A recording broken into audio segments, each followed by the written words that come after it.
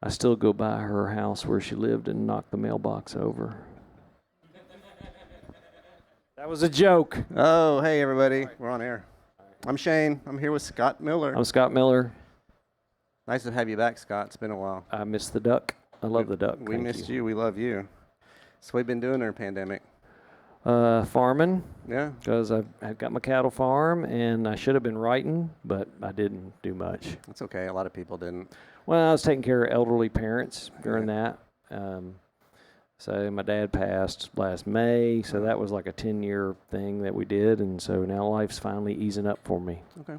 Well, it's good to have you back. I usually start these off by talking about us and the artists and the history. You've been playing here for 15 years. Oh, man, I was trying to think the first time I played here, and of course I used to drink, and I can't remember it. But it had to be from 2001 at least. I think right? so. I've been here for a long time. Well, we've both been here a long time. Yeah. But I can't remember my first time here because I've been here so much. But, I mean, it's the duck, man. Yeah. I love it. It's a very special place, and I hope Houston knows how good they got it. Well, we appreciate the kind words. No, We feel the same I'm not about making you. that up. No, I don't think you are. All right. Did I sound insincere? No. What are you saying? No. I practice my sincerity. No, we love having you. You're one of the artists I always tell people, and this is true too. I'm always like, who should I come see? I'm always like, come see Scott Miller. Oh, come see Scott Miller. that makes me happy. Warms my charcoal heart. Thank you. Charcoal. Well, everybody came tonight, so it was great. I know it was awesome. This was like so good to be back. It's been like 2 years, and it's like finally, yes. Okay, you ready to get into these hard-hitting questions I got for you? Bring them on. What was the first record you purchased with your own hard-earned cash? Kiss Alive 2. For some reason, I knew you were going to say Kiss. I was Kiss Army fodder. Were you? I was so in '78. I was 10 years old, and that was their market. I think what I've noticed between like people, I guess around our age and a little older, it's like the covers. I think like you saw those Kiss covers that people our age are like. It's almost always across the board. It's been like Kiss Destroyer. And Kiss. you know what? It's the worst Kiss because a lot of live albums from the '70s are not really live. Right, of course. And that album is not really live. Right. Maybe Kiss Alive 1 is. Well, it's like Judas Priest live Beast from the East wasn't live either. It was all wasn't. studio I don't think Frampton Comes Alive is live. I know. It can't be that perfect live. No. It's impossible. No, that thing sounds way too good. So I got a question for you. It's funny because another guy, this isn't even part of my bit, but Scott Ian from Anthrax asked this question. He goes, okay, 80s Kiss or 90s Aerosmith? 80s Kiss. Yeah. I never bit into Aerosmith. I mean, but they're both kind of terrible in their own right. I'm gonna go on a limb here and say that I'm a songwriter. I've always identified with songs. Yeah. Be it Cole Porter, be it Woody Guthrie, Dylan, Paul Simon, John Prine, whatever my progression has been, Roger Miller. I identify more with Kiss songs than I do with Aerosmith songs. Nice. Lyrically. Okay. That's just me. Makes sense. So what's your first concert? First one you wanted to go to? That I wanted to go to. Yeah, like the one you saved up for. It was John Prine, Wilson Hall, JMU campus, Harrisonburg, Virginia. But I saw that first concert, and I want to tell you that my sister was supposed to babysit me and drug me to Augusta Expo. And I did not know what I was seeing at the time, but it was John Prine and Steve Goodman at Augusta Expo. And I remember John Prine, spotlight on his guitar kept hitting me in the face, and I thought it was like I was blessed. Yeah, I think you were. Yeah, maybe. So, I spent my whole life trying to be him, so. So who was this kind of concludes the first, but who was the first artist you put on a pedestal? Like just, this is my dude, this is my, like for me it was Van Halen, Eddie Van Halen, that was it for me. So who was the first one you put? It was Prine. Prine? Yeah, that was it. But I came to him naturally. I went, because my siblings were so much older, and my parents were so much older. I was a mistake. No, you weren't. Yes, I was. We love you here at the Duck. Well, I appreciate that, but both my mom and my dad have admitted that I was 9 months to the day after my mom's youngest sister's wedding. Okay. So, Well, I was adopted, so I mean, yeah, it's okay.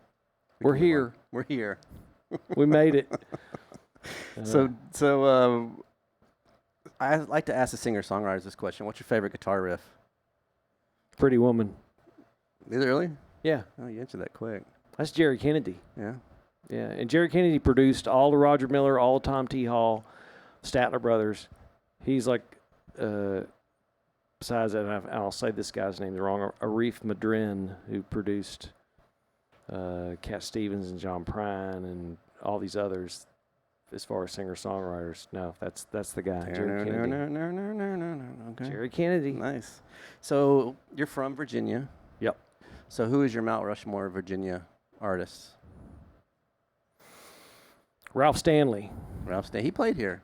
Did he really? He had more merch. He was on this stage? He had a Walmart. Yeah, You don't mess with those bluegrassers, man. They know how to make money. You know, I did this interview with Ralph Stanley. You know what he said? What? Scott Miller's on my... Yeah, I bet he did. Yeah, I bet he did. No, that'd be... No, he did man, play. you're going to ask about Virginians, and, like, that's... Yeah, he played here. He had a Walmart and stuff in the back. I bet he A did. guitar for sale for like $8 Listen, grand. those bluegrassers, they own their own buses. Yeah. They hit their festivals. You know, they didn't get a lot of radio play. They didn't screw the business, whatever. We're doing our thing, man. Dale McCurry had all his sons. You know, he likes to fish and work on his bus. He was here too. Well, that's what I'm saying. Those guys, besides the Christian rock, now those people make a lot of money because their fans don't get drunk and spend money on alcohol and booze, and they buy their merch. Yeah, we don't. We're talking the business now. Never mind. Let's not talk business. All right. So you got Ralph Stanley. Give me 3 more. From Virginia? Yeah. Technically Ella Fitzgerald. Okay. From Virginia, Wayne Newton. Wayne Newton. I saw Wayne Newton in Vegas.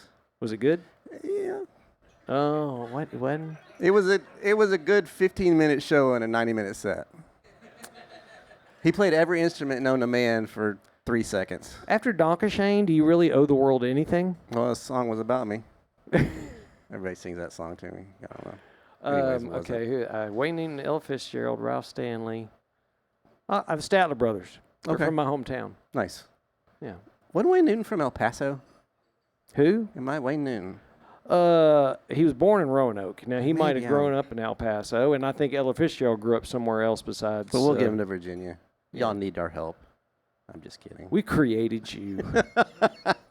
I knew you were going to say that. So did you have a moment in life where it was like an aha moment where you saw something, heard something, you saw pride? Was it when the guitar blessed you? Was there a moment you, like, I'm going to do this for a living? Or was it kind of just, No.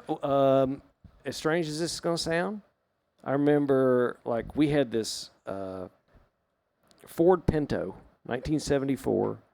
That was a Ford. Their color officially was tomato soup red. And in 1 year, that Pinto faded to a bright pink, like Nice. Mary Kay. right?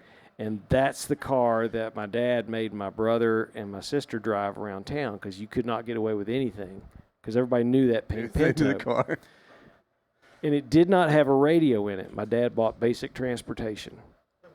And so my brother wired an FM receiver in it, and he was taking me to my friend Charlie Miller, who is famous now, and I can't tell you why, but I remember this Steve Forbert song, Oh, right. Romeo's Tune, Yeah. on the radio, and I just remember locking into the lyrics of it, and that's when I first started, because my dad listened to big bands and Frank Sinatra and stuff, and it was always a song that caught me, and that was when I first, like, something modern, I was like, oh my God, there's a story in this, there's a song in this, and that was I just remember that moment. Nice. Yeah, Steve was here 3 months ago. I used to open for him all the time. I'd do it, Steve, if you're listening, I would come out and open for you again. Well, he does one show. You do one show. Let's set tonight up. Yeah, You he's do- like me. I don't like to do 2 sets. No, he can do the 7. You do 9:30 or vice versa. Oh, hell yeah. Reunite you guys. Do it. Oh, okay. He might go, Rusty. Oh, Oh, he loves you. I don't He told know. me. So last question, the most important question. What are we Netflixing? I used to say quarantine watching, but you got any shows for us? Whoa, we all need new man. shows. I'm watching The Boys. Have you seen The Boys? I haven't. I'll take any suggestions you got. It's a little. It's but I have recently moved out. Like the farmhouse I grew up in, I'm now occupying, and I only recently got internet out there, and I had to pay a lot of money for it. Yeah, better use it. Yeah. Well, I mean, I'm a college football freak, so when fall comes around, I got to have all my channels. What have I been watching? I've watched, like, I don't know, I went on 30 for 30 binge on ESPN. Oh, yeah.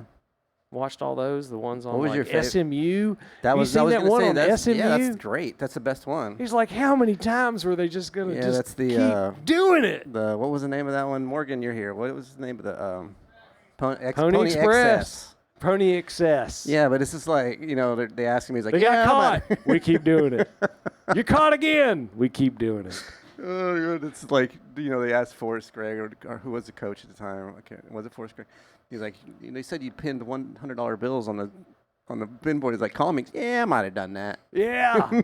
No, I swear that was one of my favorite ones of all time. That's the best. That one and the two Escobars are the two best, if you really ask me. So. Oh, I'll have to check that one out. Yeah, two Escobars is great. It's all right. Cocaine as far as series and stuff, and I can't honestly remember. I think I've done what we've all done during the pandemic is just binge watch everything, and it's like a book on tape. It just doesn't stick. Yeah. Yeah. You get to watch like the lighthearted rewatch Friends sort of thing. So you don't think about anything. Or Seinfeld and Friends. I was in a rock and roll band that toured. That whole era, I didn't see any of that stuff. Yeah. I watched Friends and Seinfeld, didn't tour. Did you? Made me feel bad. All right, so I'm going to end these off with some either-ors. Okay. You don't have to answer them if you don't want to. You can pass. I ain't scared. Jim Lardell passed on all of them. He probably knows half these people. So. Yeah. First one's Beatles or Stones. That's universal. Beatles. It was the Dolly or Aretha.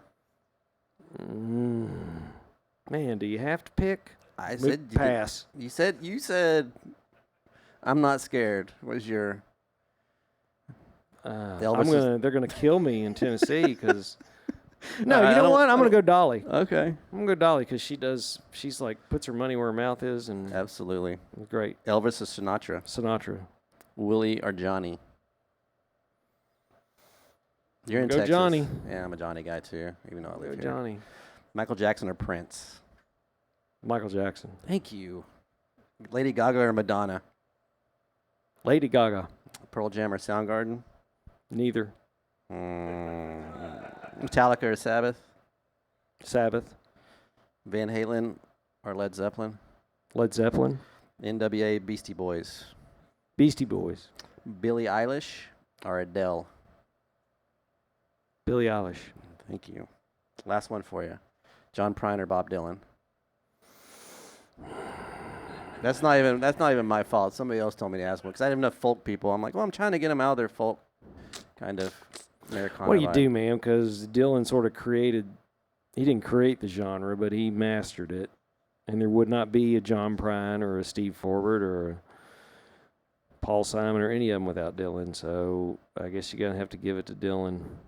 I mean, you don't have to. It's personal. It's your personal opinion. Oh, and Prine. All right, well, perfect. That's perfect, and that's all I got for you. Thank you very much, Scott. If that is interesting to anybody in the world, I really think you need to get a life.